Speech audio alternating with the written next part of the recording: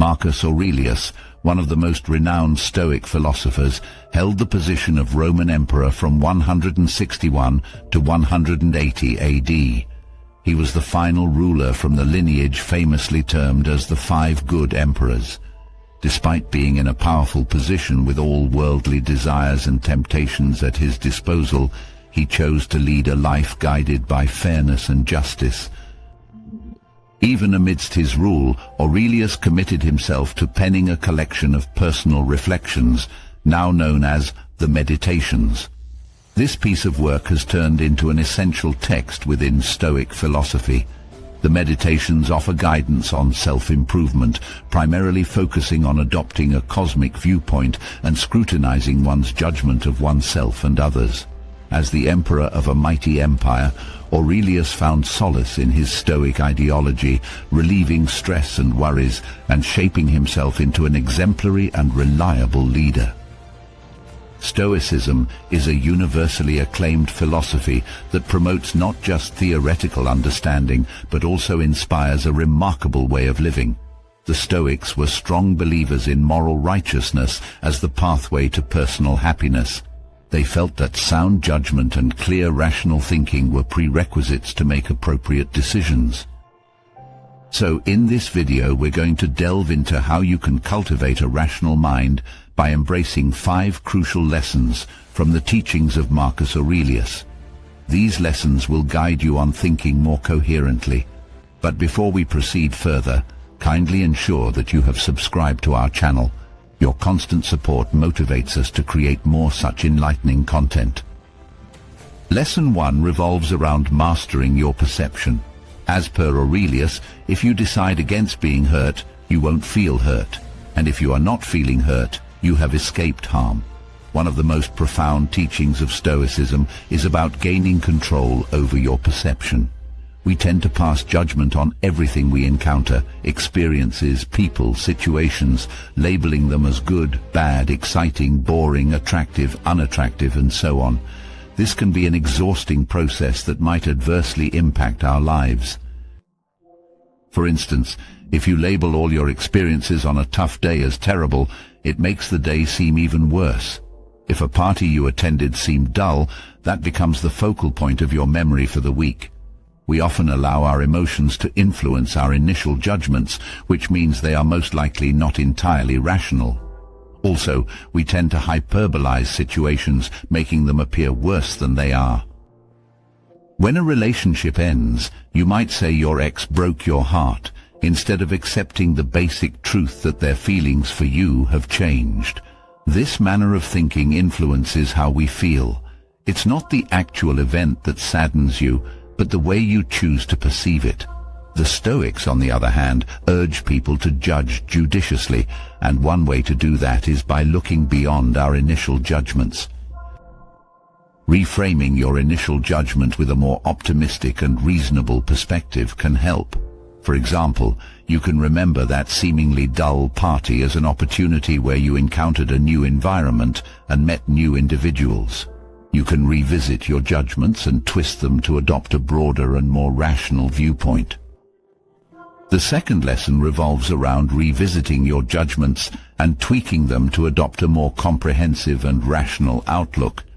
You might not have connected with anyone at the party, but you didn't walk in with a preconceived notion of negativity.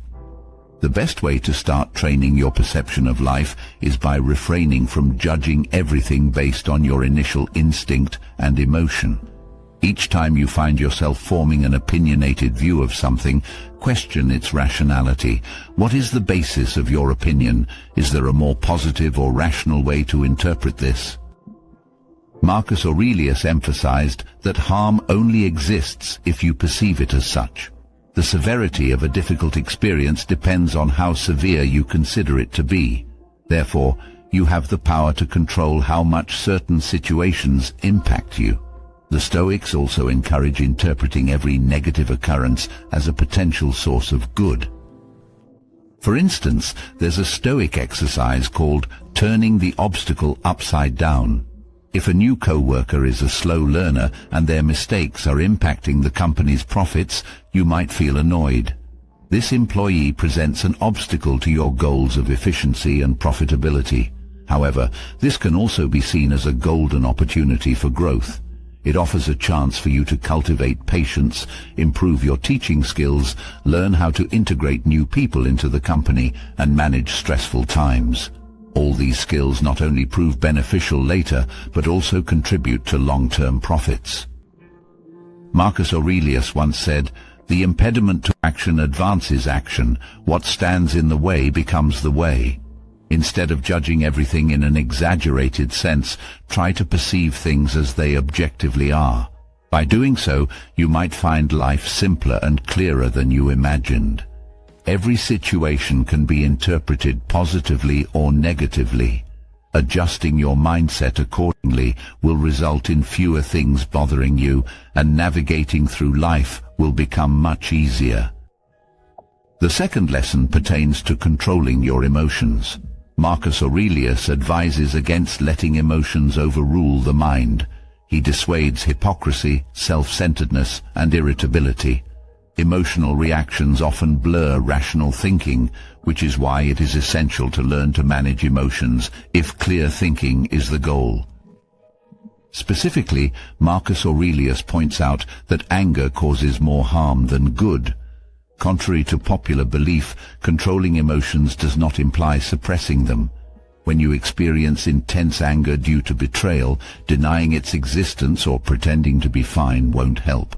The anger will persist, no matter how deep you bury it. According to Stoics, controlling emotions like anger involves redirecting them. So, when anger surfaces, consider what you can do with it. While yelling at the person who hurt you might seem appealing, ponder whether it will alleviate your pain or improve your situation. Will it help the person who betrayed you improve? In short, think about your instinctive reaction and then assess its usefulness.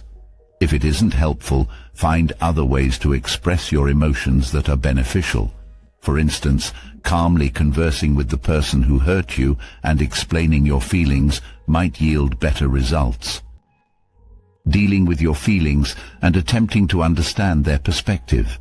You might also find solace in journaling, physical exercise, immersing yourself in a video game, or any other activity that aids in releasing your anger.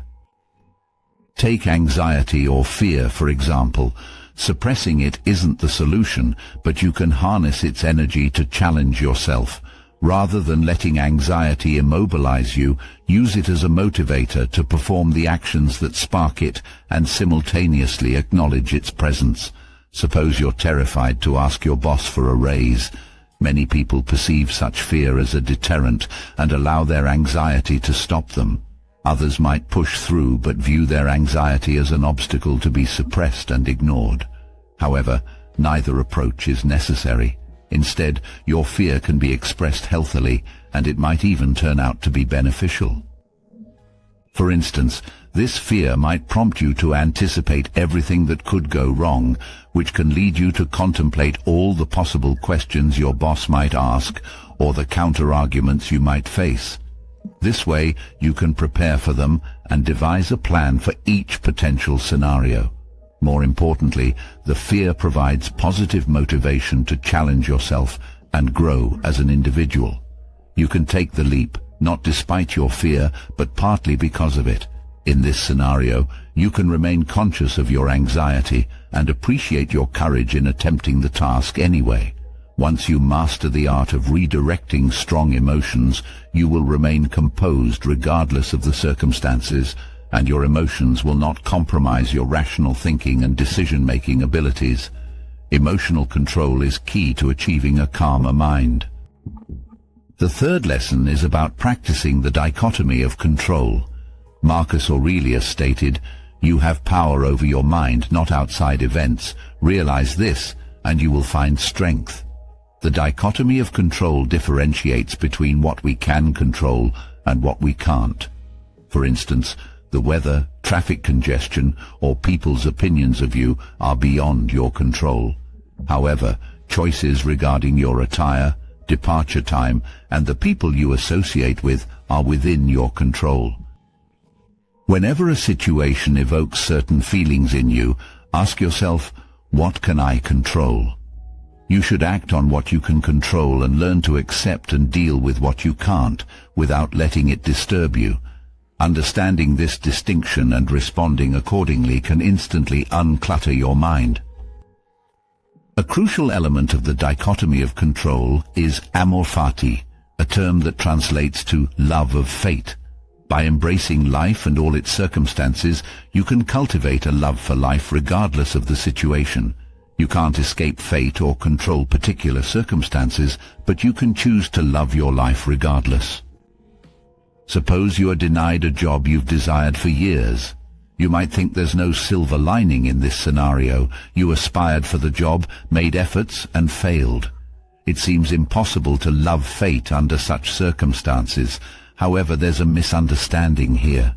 Instead of perceiving your unfulfilled ambition purely as a setback, delve into what led to the negative outcome and use it constructively.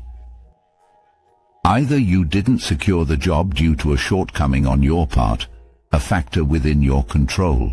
In this case, you can work on improving those weaknesses and try again when a similar opportunity arises in the future. Or the reason was external, like nepotism or a personality conflict with a member of the recruitment staff. Such factors were never within your control, implying that the opportunity was never genuinely there. There's no use in being upset about something that didn't actually exist. A part of accepting fate is divorcing yourself from a set expectation and external indicators of success. If you aspire to be a writer, for instance, and you gauge your success by the number of books you sell, then you're allowing your success to be dictated by the whimsical book market. However, if you decide to measure your success by how pleased you are with your finished work or the amount of effort you've invested, then you have control over your success. It's important to do everything within your power to achieve your goals, but remember that you may not reach them and be willing to accept this prospect in advance. If we focus only on what we can control and commit to accepting everything that we can't just as it is, we'll find ourselves at peace regardless of the situation.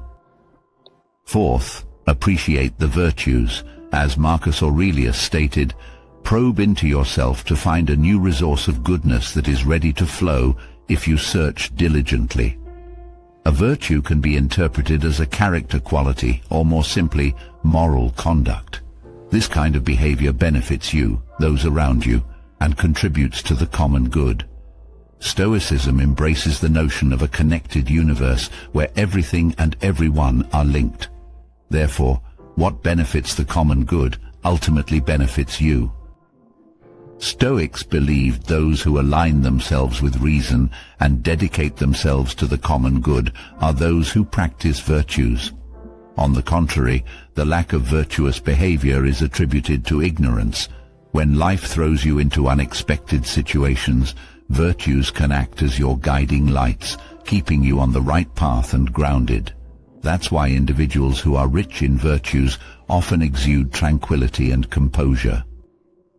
To embody virtuous qualities, one must internalize the four cardinal virtues of Stoicism: wisdom, justice, temperance, and courage. From a Stoic perspective, wisdom is the skill to differentiate between good, bad, neutral, and everything in between. It involves rising above the influence of emotions and allowing reason to dictate what is morally just. When faced with a dilemma, wisdom enables you to evaluate both options with a clear mind. Justice is built upon wisdom and involves a dedication to what is right and fair for oneself and others. Stoics saw it as a responsibility towards oneself, fellow humans, and society. Courage, the third virtue, promotes action even in the face of personal fear. It propels you to act for the common good or undertake tasks despite uncertainty about the outcome. Courage doesn't mean eliminating fear, desire, or anxiety, but rather making a conscious decision to move forward, overcoming emotional obstacles. Lastly, temperance, also known as moderation, signifies maintaining a balanced path between extremes. It's about exercising self-control, restraint and discipline. Marcus Aurelius accentuated the human ability of self-regulation, distinguishing us from animals. Temperance prioritizes long-term well-being over momentary gratification. For instance, consider a bag of chips. Consuming the entire bag might bring temporary pleasure, yet it risks health and even mood. Exercising temperance means stopping after a few bites. Wisdom plays a key role in determining the appropriate amount to consume before it starts to harm your health. In Stoicism, things and actions are classified into good deeds, bad deeds, and indifferent ones. The guiding principles are to pursue the good, avoid the bad, and engage with the indifferent ones according to personal preference. Straying from these virtues is equivalent to encouraging evil actions like stealing, disrespecting, and recklessness, or avoiding good ones. Indifferent actions, such as going for a leisurely walk, have no moral weight. These principles not only contribute to personal improvement, but also foster a state of peaceful calmness. Ensuring your actions align with these virtues means you're always on the path of righteousness, guided by reason, and thus nurturing a serene mindset. Fifth, adopt a wider perspective. In our final quote from Marcus Aurelius, he effectively echoes the wisdom of Plato. Whenever you are about to find fault with someone, ask yourself the following question: what fault of mine most nearly resembles the one I am about to criticize? Adopting a broader view is an extremely important aspect of achieving mental clarity. In the rush of life, we often find ourselves deeply involved in every problem, each challenge feeling as if it carries the weight of the world. Imagine being part of a small crowd. It might seem as if the entire city is engulfed in congestion. Yet, changing your viewpoint by just a few steps can reveal a completely different reality. Essentially, when we detach and contemplate the vast canvas of our world and existence, we realize how tiny our personal experiences are and how insignificant we are in the grand scheme of things. This shift in perspective reveals the extensive universe beyond our immediate experience. Often people forget that their own perspectives and experiences are not the only ones worthy of consideration, even within their own lives. Consider someone who's had a negative experience with dogs. They might struggle to understand that dogs could be beloved companions to others unless they consciously acknowledge the possibility of diverse experiences. From time to time, it's crucial to step back and ask, what am I overlooking or failing to understand? This introspective practice has many benefits. For instance, imagine having to choose between staying in your current job or pursuing a new opportunity elsewhere. Such a decision might seem daunting, especially if you're unsure whether either option will meet your expectations. While your current job offers stability and you're hesitant about the additional responsibilities associated with a promotion, the attraction of a better salary is enticing. You might feel trapped in this predicament. However, beneath the surface, there's a myriad of untapped opportunities. Have you thought about venturing into a completely different field or exploring a side project that complements your current job? Perhaps immersing yourself in a passion to shift your focus away from tasks you find less interesting. It's quite possible that numerous unexplored paths in life are escaping your attention. Adopting a wide-angle view, rather than focusing solely on immediate concerns, significantly aids in informed decision-making. Expanding your perspective is not only valuable for determining priorities, but also for forming your opinions.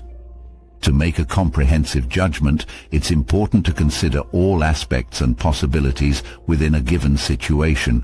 Additionally, stepping back means distancing yourself from personal biases and viewpoints.